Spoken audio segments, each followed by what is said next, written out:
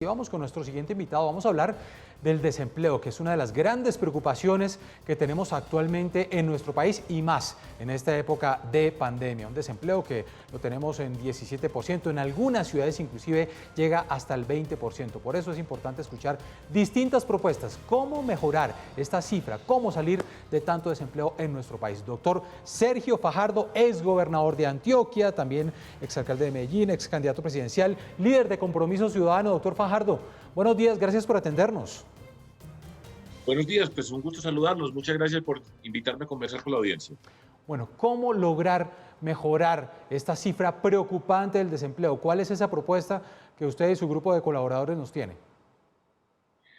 Déjenme, yo les digo un par de palabras acerca de lo preocupante que son las cifras. Y esto para citar, por ejemplo, ayer el DANE que hizo una presentación de una cifra sobre pobreza del año pasado, no de este año, antes de la pandemia. 17,5 millones de personas en Colombia en pobreza. 4,7 millones de personas en nuestro país en pobreza extrema.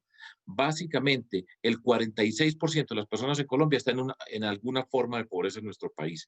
Por ejemplo, para ilustrar ya con la pandemia, mujeres empleadas en el sector del mundo del cuidado, pasamos de tener hace un año 2,8 millones de mujeres empleadas a tener 1,8 millones de mujeres empleadas. Se están perdiendo los empleos a toda velocidad. La cifra de desempleo en nuestro país es cerca del 17%. El desempleo, como dije anteriormente, de mujeres y jóvenes es abismal. O sea, esto es una verdadera tragedia social por las connotaciones que tiene.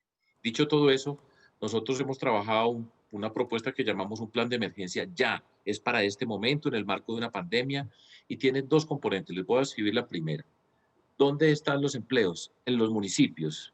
Colombia tiene 1,102 municipios y nosotros tenemos que hacer un programa masivo de generación de empleos para mano de obra no calificada por todo el territorio colombiano.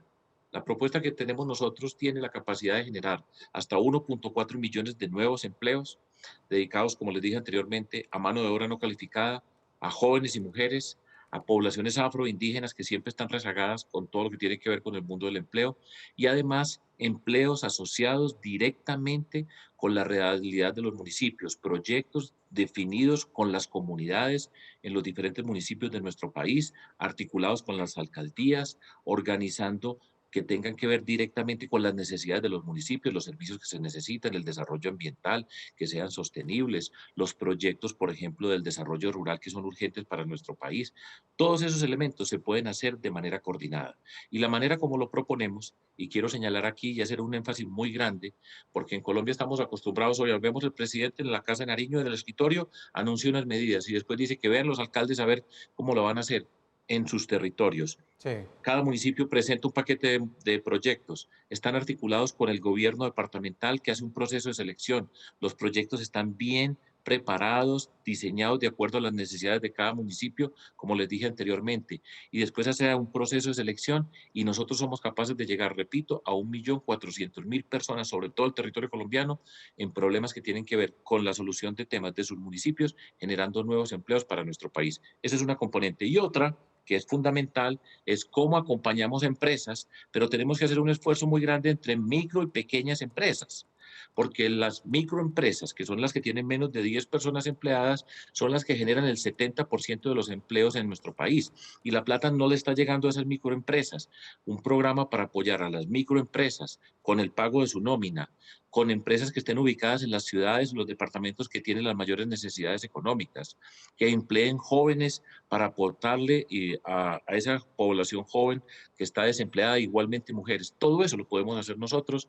Tenemos el estudio juiciosamente hecho, tenemos la capacidad para hacerlo en nuestro país y ese es el reto que tenemos hoy en Colombia. Esto es una tragedia social. Doctor Fajardo, uno de esos temas del segundo componente que usted nos habla es el de las pequeñas y medianas empresas. Usted dice, claro, han obtenido ayudas, pero lastimosamente no la han tenido fácil en época de pandemia. Inclusive algunas de estas pequeñas y medianas empresas no tuvieron acceso a esas ayudas y también les fue muy difícil poder entrar a conseguir recursos a través de la banca. Y pues algunas inclusive han quebrado, han desaparecido y por lo tanto pues cero empleos. ¿Cómo ayudar de una manera realmente efectiva a estas pequeñas empresas? Y quiero señalar la palabra microempresas, porque esa palabra desaparece muchas veces en todo este tipo de discusión. No les ha llegado, repito, las ayudas a las que están en la condición más débil, que además generan cerca del 70% del empleo en el mundo formal de nuestra economía en Colombia.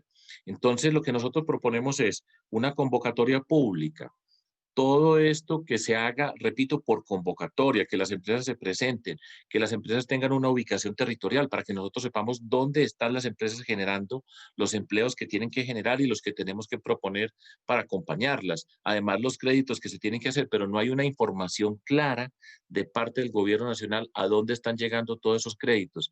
De hecho, con todos los recursos que el gobierno nacional anuncia que ha invertido durante estos 6 meses, apenas van ejecutados alrededor del 50%. O sea, hay una cantidad de plata que no está llegando donde es y necesitamos unos procedimientos claros, explícitos, que muestren quiénes participan, por qué son escogidos, en qué lugar del territorio colombiano están, cómo tienen que ver directamente con la realidad de los territorios para acompañar la generación de empleos. Y esa es la tarea que tenemos que hacer y eso se puede hacer, pero tiene que tener una vocación del gobierno, una coordinación entre apoyar las y pequeñas empresas y al mismo tiempo la generación de empleos directos, mano de obra no calificada, jóvenes profesionales que Sí. están empezando, asociados con lo que pasa en cada territorio de nuestro país.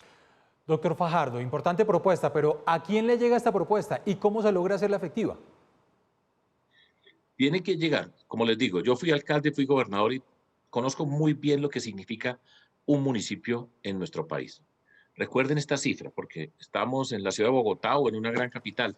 Colombia tiene 1.102 municipios. El departamento de Boyacá tiene 123 municipios. El departamento de Cundinamarca 116 para ilustrar. Y tenemos que, en cada uno de esos municipios hay desempleo y hay una cantidad de necesidades. ¿Cómo ustedes se imaginan? Vuelvo y repito, desde el escritorio del gobierno nacional, en la Casa de Nariño, cómo lo que dicen allá llega a uno de esos municipios. Entonces, lo que nosotros proponemos es, en cada municipio, para eso cada municipio tiene un alcalde o una alcaldesa, se se inicia una etapa de elaboración de proyectos con las comunidades, las organizaciones, la alcaldía, los proyectos que han venido elaborando, con el acompañamiento de la gobernación de cada departamento. Es que nosotros no hemos oído hablar de gobernadores ni de alcaldes más allá de 3 o 4 ciudades en nuestro país y en cada lugar están pasando por unas afugias tremendas. Se presentan los proyectos, se elaboran juiciosamente. Hay unos temas sobre los cuales se tiene que trabajar ese tipo de proyectos. Se calculan cuántas personas pueden trabajar en cada uno de esos proyectos. El departamento lo recoge, hace un proceso de selección juiciosa sobre cuáles proyectos están bien elaborados, se fortalecen esos proyectos y el gobierno nacional, articulado con los gobiernos departamentales, crea una bolsa especial para acompañar esos proyectos. Y se pone en cada paso un proceso de transparencia. Pero ¿quién mejor que en el municipio, en Sáchica, Boyacá, quién mejor que el alcalde de esa ciudad, de ese municipio, sabe qué es lo que se necesita? Y trabajando con la comunidad se puede formular. Eso se llama un presupuesto participativo. Lo estoy diciendo porque lo hemos hecho y lo estoy hablando desde mi experiencia personal con los gobiernos que hemos tenido y se puede hacer y la gente quiere participar y los mejores proyectos son los proyectos donde la comunidad participa, las organizaciones participan, son los proyectos donde menos se pierde la plata, porque cuando la gente está trabajando en sus proyectos, cuida la plata, atiende las necesidades y eso se puede hacer en Colombia, más allá de estar haciendo una cantidad de anuncios que nunca sabemos cómo llega al territorio y nunca se nos olvide que en Colombia Bogotá es el distrito capital uno y es como hay 1.102 municipios por todo el territorio, con la pobreza que tenemos en el mundo rural. Las cifras que dieron de la pobreza de Colombia, casi ya el 50% que las dieron ayer, pero eran del año pasado, sin tener en cuenta todo lo que está pasando entre nosotros. 4,5 millones de personas en Colombia desempleadas, más las que no están buscando. Si no atendemos eso y vamos directamente al territorio donde están las personas, tenemos una tragedia social muy grande y en el país hay un descontexto profundo, pero además perfectamente justificado por lo que está pasando. Doctor Fajardo, esta propuesta que usted está poniendo sobre la mesa requeriría una inversión o asignaciones de recursos de cuánto por parte del gobierno nacional, de qué porcentaje del PIB estaríamos hablando y qué tanto esa asignación de recursos que se haría de una manera especial, pues se podría terminar traduciendo en el corto plazo en más impuestos para los colombianos. Fíjese que el ministro de Hacienda ya está diciendo que todo esto que hemos subsidiado ahora en medio de la pandemia, pues va a requerir una reforma tributaria sí o sí. Son dos cosas. La primera, la primera observación, estamos en emergencia. No se nos olvide esa palabra. En Colombia, con toda la cantidad de discusiones que tenemos, la polarización que nos quieren llevar, las discusiones que se la pasan todo el día, pareciera que aquí no está pasando nada y aquí hay mucha gente sufriendo. Y cuando estamos en emergencia, estamos tomando acciones extraordinarias que no hacen parte del mundo rutinario de lo que tenemos que hacer. Primera observación. La segunda, esta propuesta nosotros la presentamos y se puede hacer en 2 etapas. Y hacemos la primera etapa, que son cerca de 25 billones de pesos. 15 billones de pesos para los programas de empleo municipal y 10 billones de pesos acompañamiento a las pequeñas y microempresas en nuestro país para apoyarlas, para generación de nuevos empleos, para que contraten a la gente que despidieron y para fortalecerlas. Eso es 2.5% del PIB en esa primera etapa.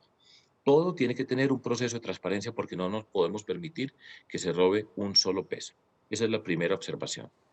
Por supuesto que en Colombia toda esta plata la vamos a tener que pagar, Sí. porque esto no es un regalo.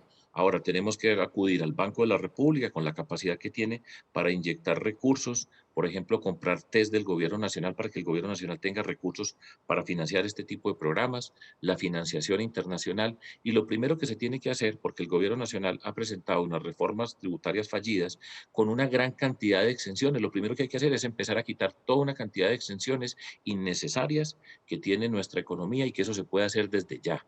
Y eventualmente nosotros tenemos que replantearnos como país cómo son las cargas tributarias, las desigualdades sociales profundas que tiene la sociedad colombiana, las marchas que hemos visto, las manifestaciones de descontento asociadas con las desigualdades, con la corrupción y la polarización. Nosotros tenemos que entender la naturaleza del conflicto social en nuestro país, garantizar que no se pierde un peso y tenemos que tomar unas medidas de emergencia con urgencia. De lo contrario, yo no quiero ser pesimista porque yo creo que todo esto se puede hacer y además nos permite avanzar y son pasos para una transformación de nuestra sociedad, por ejemplo, con un avance profundo en el sector rural, hacer un proyecto estratégico de seguridad nacional asociada con la seguridad alimentaria, todo lo que tiene que ver con los proyectos ambientales de una bioeconomía, Sí. como lo propone, por ejemplo, la Misión de los Sabios, pero tiene que ser así y eso es lo que yo les puedo decir.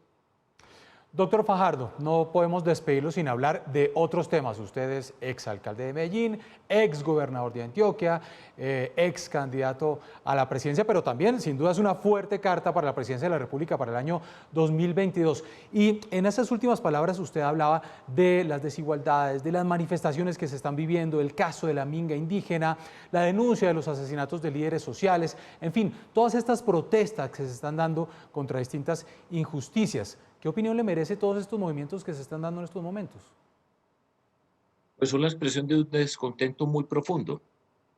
Esto, además, en un amplio sector social de nuestro país.